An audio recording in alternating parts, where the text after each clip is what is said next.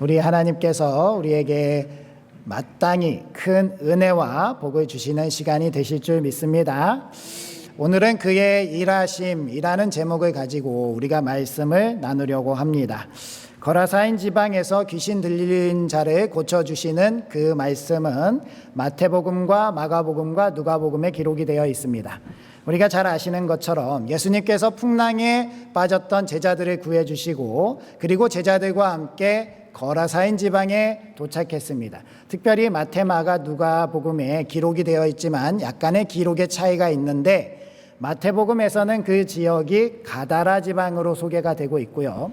마가와 누가복음에는 거라사인 지방으로 소개가 되고 있으며 마태복음에서는 귀신 들린 두 사람을 얘기하고 있는데 마가복음과 누가복음에는 한 사람을 이야기하고 있다라는 겁니다. 우리가 성경을 보면 이러한 차이점 속에서 셋 중에 한 사람은 거짓말을 한다라고 생각을 할 수 있겠지만 그렇지가 않다라는 겁니다. 하나님께서 예수 그리스도를 통하여서 행하신 그 일 가운데 각 책마다 초점이 다르기 때문에 마태복음 같은 경우는 유대인들을 향한 그 말씀이기 때문에 그 이방 지역에서 행하여진 그 사역에 대해서 최대한 객관적으로 간략하게 기록을 하고 있습니다. 그래서 실제적으로 귀신 들린 사람은 두 사람인데 마가복음과 누가복음은 이방을 향한 그 말씀 가운데 그 잃어버린 한 영혼에 대한 크고 놀라운 은혜를 나타내시기 위해서 한 사람에게 초점을 맞추어서 이 말씀을 길게 자세하게 전하고 있다라는 그런 차이가 있다라는 겁니다. 그리고 이 거라사인 지방 그리고 가다라라는 지방은 지금 현재 어디인지 정확하게는 알 수 없지만 같은 지명을 다르게 부르는 그러한 말, 그 데가폴리 10개의 도시라는 그 지역 중에 한 지역이 아니었을까라고 추정하고 있습니다.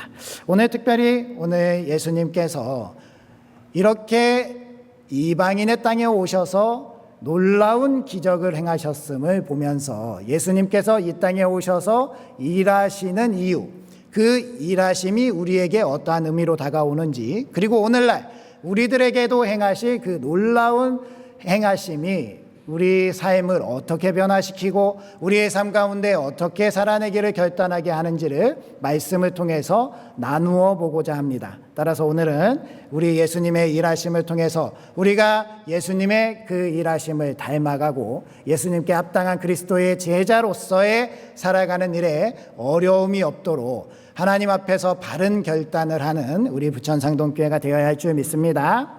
그러면 예수님의 일하심은 어떠한 일하심이었는가? 첫 번째로 모든 부정을 깨끗하게 하시는 그러한 일하심이었다라는 겁니다. 27절하고 35절 말씀을 읽어볼까요? 시작. 예수께서 육지에 내리심에 사람으로서 귀신 들린 자 하나가 예수를 만나니 그 사람은 오래 옷을 입지 아니하며 집에 거하지도 아니하고 무덤 사이에 거하는 자라. 사람들이 그 이루어진 일을 보러 나와서 예수께 이르러 귀신 나간 사람이 옷을 입고 정신이 온전하여 예수의 발치에 앉아 있는 것을 보고 두려워하거늘. 아멘. 27절과 35절의 말씀에 보면 귀신 들렸던 그 한 사람이 완전하게 변화된 모습에 대해서 기록을 하고 있습니다. 이 귀신 들렸던 사람은 귀신으로 말미암아 더러운 그 부정 가운데 있었던 사람입니다. 옷도 입지 아니하고 무덤 사이에 거하면서 막 소리를 지르고 사람들에게 해코지를 하던 그러한 사람이었지요. 사람들은 이 사람을 쇠사슬로 묶어서 결박을 해보았지만 어찌나 힘을 강한지 사람으로서는 도저히 행할 수 없는 그 힘을 행하여서 쇠사슬을 끊고 그 놀라움을 나타내었던 그러한 사람으로서는 어떻게 해볼 수 없는 사람이었다라는 겁니다. 이 사람을 진정시키기 위해서 그 마을 사람들이 해보지 않은 일이 없었을 겁니다. 당시에 믿고 있었던 그 신들이라는 신, 주변에 좀 용하다라고 하는 신들도 다 데려다가 이 사람을 좀 진정시켜 보려고 했지만 전혀 소용이 없었고요. 이 사람을 진정시킬 수 있는, 변화시킬 수 있는 것이 아무것도 없었음에 포기하고 버려두었다라는 말씀입니다. 우리의 인생을 살아가다 보면 우리 사람들은 이러한 일들을 많이 겪죠. 사람은 변화되지 않는다. 특히 이 악한 쪽으로 많이 심화된 사람들을 보면은요, 우리는 혀를 내두르면서 그 사람은 절대 변하지 않을 거야 라고 하면서 포기하게 됩니다. 그런데요, 이 사람은 포기할지언정 하나님은 그 변하지 않는 것을 유일하게 변화시킬 수 있는 능력이 있으신 분이라는 겁니다. 우리 예수님이 이 땅에 오셔서 보여주신 그 일하심이 바로 그 하나님의 능력이라는 겁니다. 이 하나님의 능력이요, 우리 사람으로서는 변화시킬 수 없는, 사람들이 포기하는, 사람들은 안 된다고 혀를 내두르는 그러한 일들을 다 온전하게 하고 하나님의 창조에 맞도록 정말 온전한 사람으로 변화시킬 수 있다면, 우리는 이 세상적인 방법과 세상적인 수단으로서 모든 것을 다 해봤지만 안 됩니다라고 포기할 것이 아니라 끝까지 하나님의 아들 예수 그리스도를 붙잡고 예수 그리스도 안에서 그 변화됨을 기대하고 소망하는 우리가 되어야 할 줄 믿습니다. 그것이 바로 예수님을 믿는 사람들, 예수님의 일하심을 믿는 사람이 행해야 할 그러한 일이다라는 겁니다. 우리는 이 예수님의 일하심이 단순히 그 지방에, 거라사인 지방의 한 사람, 그 귀신 들린 한 사람만을 고치기 위해서 그 자리에 방문하시고 그 사람을 온전하게 행하심이 그 사람만 건진 것이 아니라는 것을 알 수 있습니다.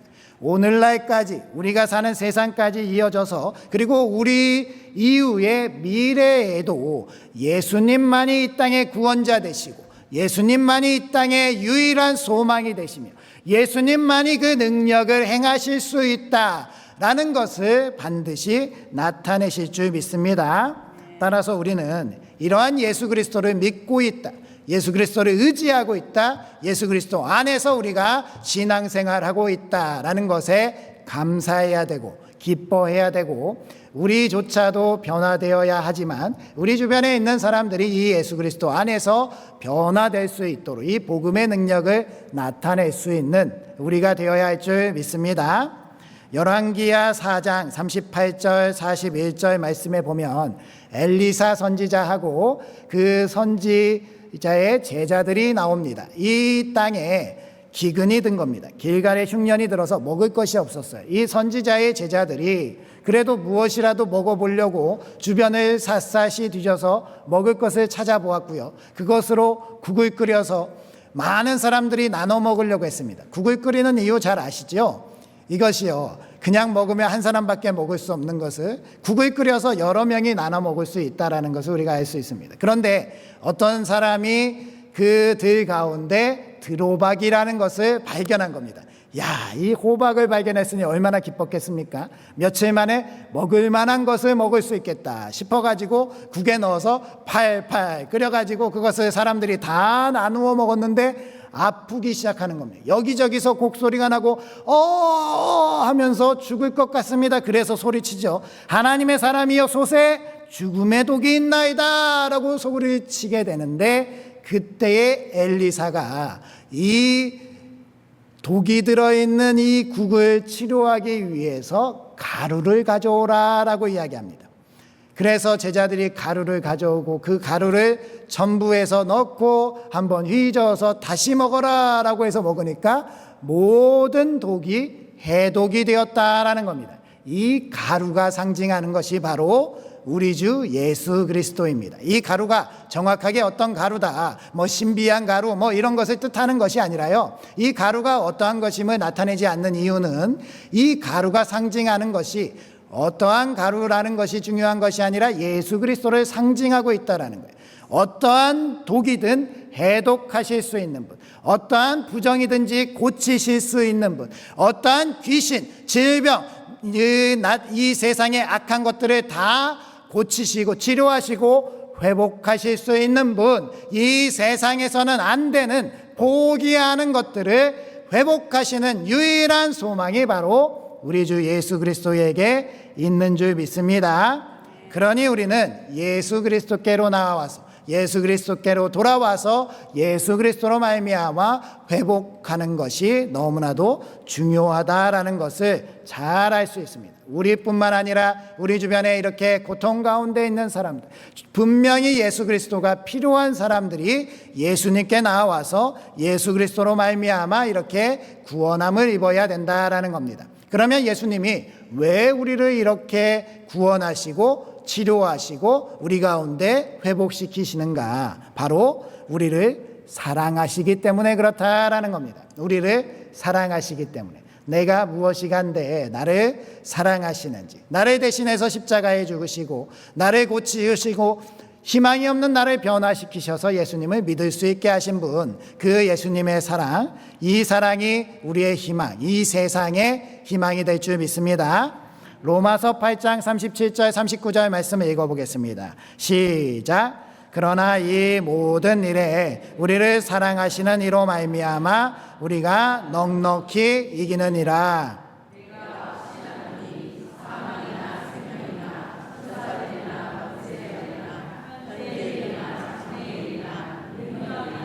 높음이나 깊음이나 다른 어떤 피조물이라도 우리를 우리 주 예수 그리스도 안에 있는 하나님의 사랑에서 끊을 수 없으리라. 아멘. 이러한 놀라운 우리 주님의 사랑이 우리 가운데 역사하여서 우리를 살리시고 우리를 변화시키고 우리 가운데 임하는 그 놀라운 삶의 자리마다 변화되는 그러한 역사가 나타나게 하실 줄 믿습니다. 그러니 담대하게 예수 그리스도를 의지하시고 삶의 자리로 나아가시고 예수 그리스도의 능력을 오늘도 행하시는 우리 부천 상동교회 되시기 바랍니다. 두 번째로 그 예수 그리스도의 일하심은 무엇인가? 바로 거짓과 더러움을 멸하시는 일하심이다라는 겁니다. 28절 29절 말씀 읽어볼까요? 시작. 예수를 보고 부르짖으며 그 앞에 엎드려 큰 소리로 불러 이르되 지극히 높으신 하나님의 아들 예수여, 당신이 나와 무슨 상관이 있나이까? 당신께 구하노니 나를 괴롭게 하지 마옵소서 하니, 이는 예수께서 이미 더러운 귀신을 명하사 그 사람에게서 나오라 하셨음이라. 귀신이 가끔 그 사람을 붙잡음으로 그를 쇠사슬과 고랑에 매어 지켰으되 그 맨 것을 끊고 귀신에게 몰려 광야로 나갔더라. 아멘. 오늘 말씀을 살펴보면 이 사람, 귀신 들린 사람이 예수 앞에 엎드려서 나를 좀 내버려둬 달라라고 이야기합니다. 이 이야기는 이 사람이 하는 것입니까? 귀신이 하는 것입니까?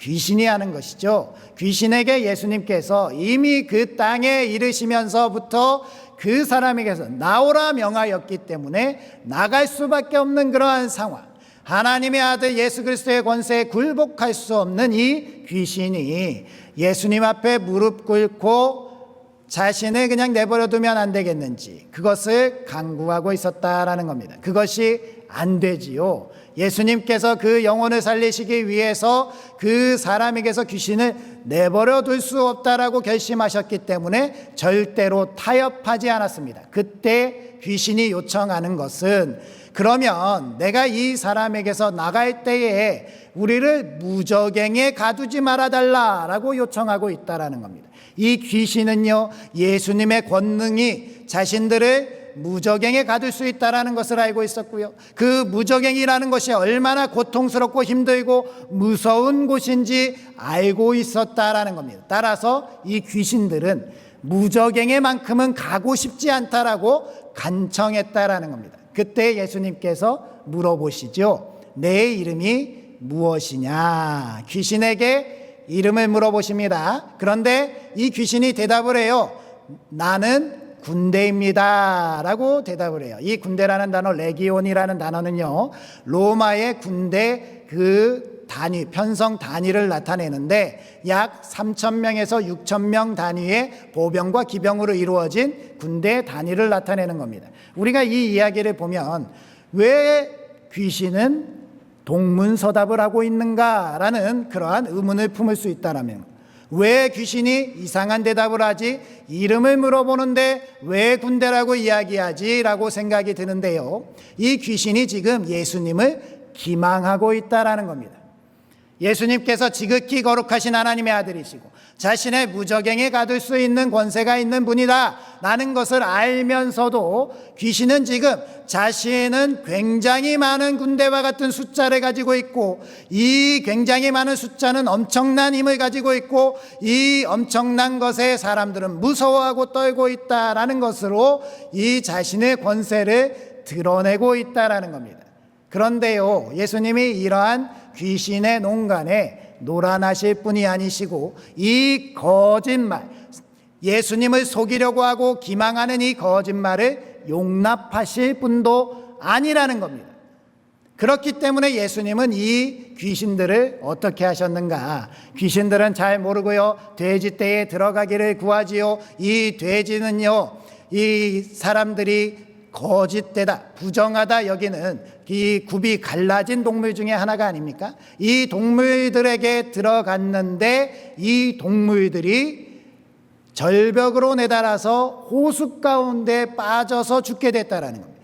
당시에 무저갱이라는 곳이 어떤 곳인가? 사람들에게 무저갱은 많은 물의 아래에 있는 곳이다 라고 알려져 있었습니다. 이러한 것을 예수님께서 상징적으로 보여주신 것이라니, 모든 거짓을 멸하시고 거짓을 용납하지 아니하시고 마지막까지도 주님 앞에서 거짓말하는 그 귀신들의 돼지떼에 들어가게 하셔서 이 물속 아래서 몰살하시면서 무저갱에 가두셨다라는 것을 보여주시는 장면이라는, 예수님은 이렇게 거짓을 싫어하시는 분이시고요, 예수님은 이렇게 거짓을 멸하시는 분이십니다. 우리 가운데 거짓이 있으면 안 되는 이유를 우리에게 나타내신다라는 겁니다. 저는 이 말씀을 보면서 너무나도 안타까운 것은요, 이 하나님의 아들 예수 그리스도 앞에 서 있는 귀신들이 마지막 기회를 얻지 않았나라는 생각이 들었습니다. 예수님 앞에서 그들의 잘못을 고백했다면, 그들이 그 거짓의 아비 사탄에 속아서 귀신의 영으로서, 사탄의 영으로서 그렇게 살았던 것을 후회하고 자백하고 하나님의 아들 예수 그리스도 앞에서 한 번만이라도 생명을 위해서 간구했다면, 거짓말하지 아니하고 예수님께 살려달라고 그렇게 매달렸다면 예수님이 이 귀신을 포기하셨을까? 무저갱에 가두셨을까? 그렇지 않으셨을 거라는 믿음이 있습니다. 오늘날 우리가 이렇게 주님의 전에 나왔는데요, 주님의 전에 나와서 우리가 얻은 이 기회 가운데 이 기회를 귀신처럼 헛되이 돌려보내시는 분들이 단 한 사람도 없기를 주님의 이름으로 축원드립니다.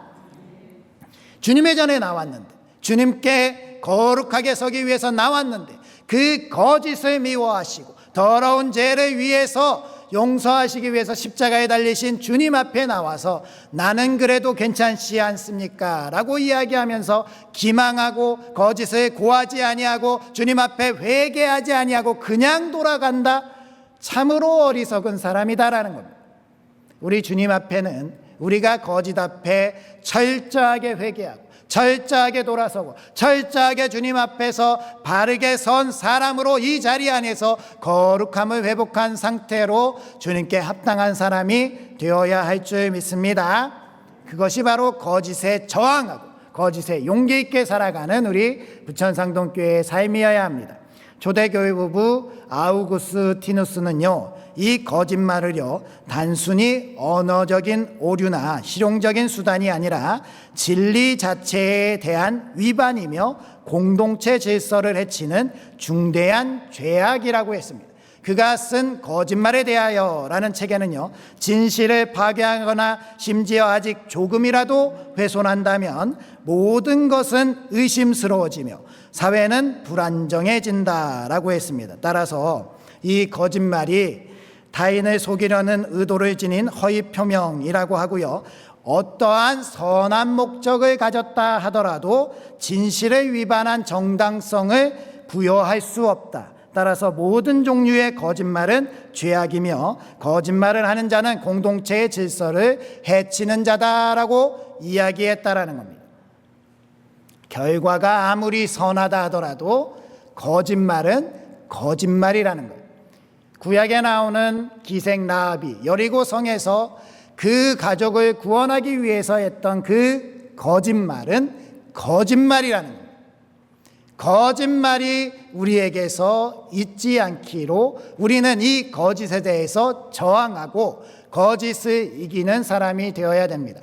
특별히 칸트라는 사람은요, 도덕 형이상학적 기초라는 책에서 우리는 거짓에 대해서 분명하게 기준이 있어야 되는데 절대 정직함을 이야기했다는 거예요.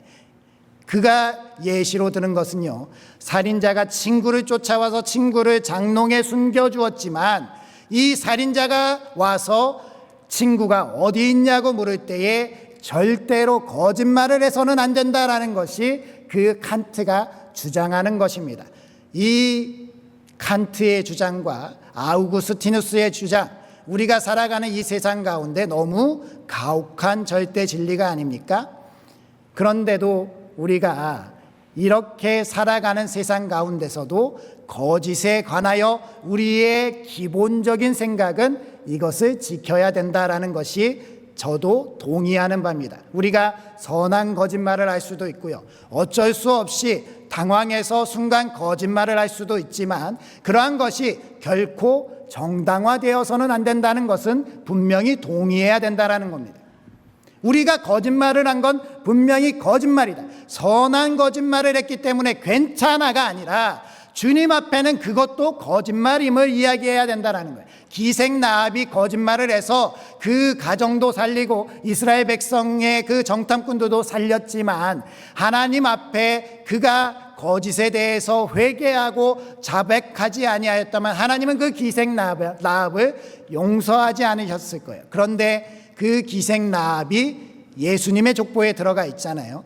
예수님의 족보에 들어가 있다는 것은 어떤 의미가 있습니까? 그 기생 라합이 성경에는 기록되어 있지 않지만 그 했던 거짓말에 대해서 하나님께 철저하게 회개하고 자복하는 그러한 그 몸부림이 있었다라는 것을 우리는 짐작해 볼 수 있다는 거예요. 그러면 우리는 우리 삶에서 거짓에 대해서 어떻게 해서든지 우리 삶에 있어서 거짓에 저항할 수 있는, 어떻게 해서든지 거짓말하지 않으려고 하는 몸부림이 있어야 하고요, 그 몸부림 중에서도 거짓말을 할 수밖에 없는 상황이 있었다라면 솔직하게 주님께 나와서 그 거짓에 대해서 용기 있게 고백하고 용서함을 받을 수 있는 사람이 우리가 되어야 된다라는 거예요. 무슨 말씀인지 이해가 되십니까? 우리 주님께서요, 우리를 거짓에 대해서 용납하지 아니하신다면 우리 앞에 거짓을 남겨두어서는 안 된다라는 겁니다. 제가 전에 이렇게 그 사역을 하는 중에 그 남편분이 아내가 교회 가는 것을 너무나도 싫어하시는 분이 있었습니다. 그래서요, 주일날은 예배 자리에 못 나왔어요. 주일날은 예배 드리는 날인 줄 알기 때문에 남편이 그 문 앞에 지키면서 서가지고요, 절대로 놔주지가 않았고요, 수요일 날만 교회에 오는데 거짓말을 하고 오셨습니다.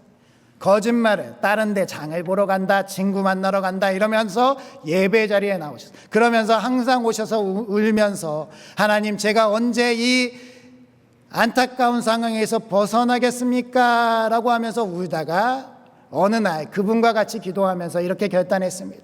그래도 우리가 주님의 전에 나와서 예배 드리는 것도 너무나도 중요하지만 그래도 거짓말하는 거, 그것이 바람직하지 않지 않습니까? 우리가 거짓에 대해서 하나님께 구하고 이것을 해결해 달라고 기도하는 것은 맞지 않는 것 같습니다. 우리 집사님 힘을 내고 남편분께 오늘 돌아가셔서 분명하게 교회에 다녀왔다라고 말씀하시고 교회 가겠다라고 한번 선언해 보십시오 라고 했는데, 미안하게도 그분이 쫓겨나셔가지고 제가 참으로 미안한 일이 있었습니다. 이게 찜질방에 가서 하룻밤을 쫓겨난 상태로 그렇게 거하셨는데, 그래도 그렇게 거짓에 대해서 저항하시면서 살아가셨을 때 승리하시고, 주님께서 그 집사님이 얼마 지나지 않아요, 몇 개월 만에 자유롭게 예배에 나오실 수 있는 그 길로 인도해 주셨다라는 겁니다. 하나님의 놀라운 은혜가 거짓에 저항하려고 하는 우리의 놀라운 그 용기, 몸부림 가운데 나타나게 될 줄 믿습니다. 우리는 그래서 이 예수님께서 미워하시는 거짓을 저항하고 그것에 대해서 바르게 살아낼 수 있는 그리스도인들이 되어야 된다는 거예요. 왜 그러냐면 우리가 복음을 맡았기 때문에 그렇습니다. 우리가 전하고 있는 그 복음이 진실이라면, 절대 거짓이 없는 100%의 진리라면은 내가 거짓말하는 그 입 가운데 나올 수 없다라는 거예요. 사람들이 보기에 저 사람은 거짓말하는 사람이고, 저 사람은 너무나도 가벼운 사람이고, 저 사람은 너무나도 쉬운 사람인데 저 사람이 전하는 그 복음도 마찬가지겠구나라고 생각할 수 있다라는 것을 우리가 기억해야 된다라는 거예요. 그 삶이 바리새인들에게 있었다라는 겁니다. 예수님이 그래서 와서 바리새인들을 저주한 거예요. 그들은 아무도 모르는 거라고 생각하고 있었지만 이스라엘 백성들은 두 눈 뜨고 보고 있었습니다. 그들은 그들의 입에서 율법을 거룩하게 지키는 자라, 시장 앞에서 거룩하게 기도하고 나는 거룩합니다 라고 하면서 나타내고 있었지만 더러운 일을 취하는 사람들이었고요, 사람들을 속이는 사람들이었고요, 누구보다 추악하고 더러운 사람들이었기 때문에 예수님은 그들을 회칠한 무덤이다라고 이야기하면서 저주하셨다라는 겁니다. 마태복음 15장 11절 말씀 함께 읽어보겠습니다. 시작. 입으로 들어가는 것이 사람을 더럽게 하는 것이 아니라 입으로 나오는 그것이 사람을 더럽게 하는 것이니라. 아멘. 우리 가운데 거짓을 허용하지 마시기 바랍니다. 아무리 작은 거짓말이어도, 아무리 선한 일이어도 그 거짓말을 하기 시작하고 그것에 대해서 내가 그냥 괜찮지라는 그러한 합리적인 생각을 할 때부터 우리는 예수님으로부터 멀어지고요, 그러한 것들이 결국에는 우리 주님을 아프게 하고 우리가 예수님을 무슨 일이 생기면 떠나게 하는 그러한 무서운 형벌로 나타날 수 있다라는 것을 기억하시면서 예수님 앞에 어떻게 해서든지 정직하게 서보려고 몸부림치고 거짓을 멸하시는 주님의 능력으로 우리 가운데 이 복된 부천상동교회의 삶을 살아가는 우리가 되어야 할 줄 믿습니다. 마지막으로 예수님의 일하심은 어떠한 일하심이었는가? 남은 자들을 위해서 능력을 맡기시며 사람을 세우시는 그러한 일을 행하셨습니다. 39절 말씀 읽어볼까요? 시작. 집으로 돌아가 하나님이 내게 어떻게 큰 일을 행하셨는지를 말하라 하시니 그가 가서 예수께서 자기에게 어떻게 큰 일을 행하셨는지를 온 성내에 전파하니라. 아멘. 저는 이 대목을 보면서 예수님의 참으로 위대한 사랑을 많이 깨달았습니다. 사실 이 예수님께서 이렇게 놀라운 일을 행하고 나서요, 사람들은 예수님의 이 놀라운 능력에 두려움을 떨었습니다. 두려울 수밖에 없지요. 거짓에 쩌든 사람들, 죄 가운데 있는 사람들, 이 구원의 능력이 나타나는 그 가운데 예수님을 그대로 맞이할 수가 없었습니다. 그래서 예수님을 떠나가시다라고 이렇게 간청했던 겁니다. 예수님이 오셔서라고 하신 일이 그 귀신 들린 사람들, 그 사람을 고친 것밖에 없었는데 이 일을 하고 예수님이 떠나가셔야 되는 그러한 상황이 되셨다라는 겁니다. 그런데요, 이 가시려고 하는 예수님께 귀신 들린 사람이 예수님을 붙잡고 예수님, 저도 예수님을 따르겠습니다 라고 이야기를 했다라는 겁니다. 예수님이 그럴 때 집으로 돌아가라 라고 말씀하시죠. 예수님이 이렇게 말씀하시면 그 사람에게 너는 필요 없다라는 서운한 말씀이 아니고요, 예수님께서 그에게 말씀하시는 것은 그로 말미암아 예수님께서 회복하실 그 놀라운 능력을 위임하셨다라는 것을 우리가 보게 됩니다. 그 한 사람, 그 귀한 한 사람을 세움으로 말미암아 예수님은 그 지역을 맡기고 자유롭게 다른 지역으로 이동할 수 있으셨다라는 겁니다. 이 한 사람이 어떤 사람입니까? 이 한 사람의 귀신 들림으로 말미암아 그의 가족들은 지옥과 같은 삶이 펼쳐졌을 겁니다. 이 사람이 이렇게 귀신 들림으로 말미암아 그들이 무슨 죄를 지었는지, 그들이 어떠한 잘못을 했는지, 그들이 얼마나 천벌받을 짓을 했길래 저 아들이 저렇게 귀신이 들려가지고 사람들을 핍박하냐라는 그러한 눈초리, 사람들의 비난과 비판, 그들은 얼굴을 들고서 설 수 없는 그러한 삶을 살았을 겁니다. 너무나도 안타깝지 않았겠습니까? 그 아들을 돌려보려고 백방으로 노력했는데도 되지 않는 그 안타까운 부모와 가족들의 심정, 또한 그 마을 사람들의 심정들, 아파하고 슬퍼하고 상처받는 그들을 향해서 예수님은 온전하게 된 그 한 사람을 보내시며 이 가족을 위로하고 그 마을 사람들을 위로하라라고 말씀하셨던 거예요. 그들에게 다가가는 이 한 사람은 그냥 단순히 한 사람이 아니라 이 사람들에게도요, 모든 이 세상의 어그러짐과 모든 이 세상의 아픔과 상처를 회복하고 돌이킬 수 있는 복음의 능력이 나타날 수 있다라는 것을 알게 하는 놀라운 은혜의 사건의 증거였습니다. 이 사람이 감으로 말미암아 그 부모에게 복음의 광명이 비쳤을 겁니다. 어두워져 있고 우울하고 괴로워하던 그 마음 가운데 주님의 능력이 발하여짐으로 희망을 찾고 이 아들의 변화됨은 우리가 살아날 길, 생명의 길이 있구나라는 것을 깨닫게 되었을 것입니다. 그렇다라고 하는 것은 우리도 우리에게 맡긴 삶의 자리가 있다라는 것이고요, 우리 부천상동교회가 이곳에 있는 이유가 있다라는 것을 우리에게 깨닫게 하신다라는 겁니다.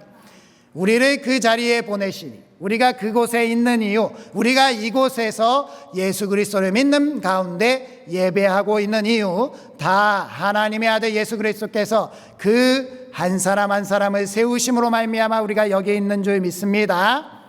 우리가 맡은 그 삶의 자리 가운데 주님이 맡기신 그 복음의 능력으로 생명을 만들어가는 사람, 생명을 만들어가는 교회들, 이 세상 가운데 복음의 희망을 전하는 그 모든 무리가 바로 우리가 되어야 할 줄 믿습니다.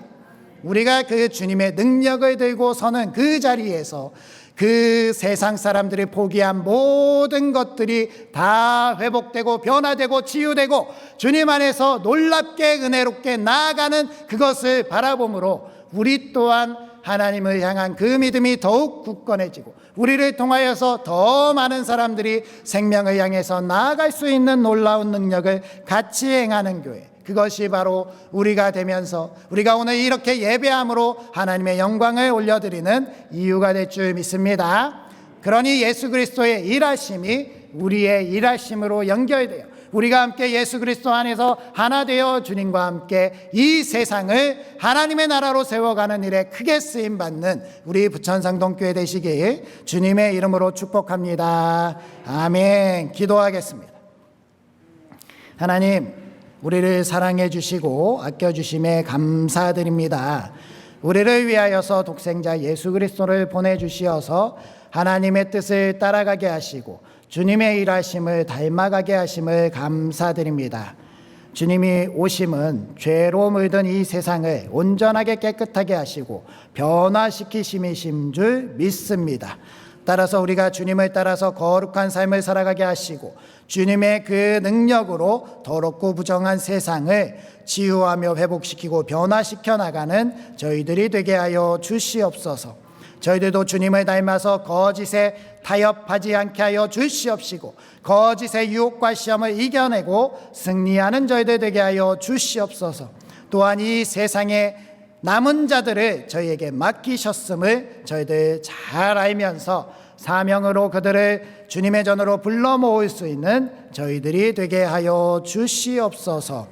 저희들이 전하는 진리의 복음이 주님 안에서 놀라운 능력을 행하여서 하나님의 나라가 승리하는 것을 모두에게 선언하고 선포하게 하여 주시옵소서. 예수님의 이름으로 기도드립니다. 아멘. 우리 자리에서 일어서셔서 주기도송 하시면서 예물 드리시겠습니다.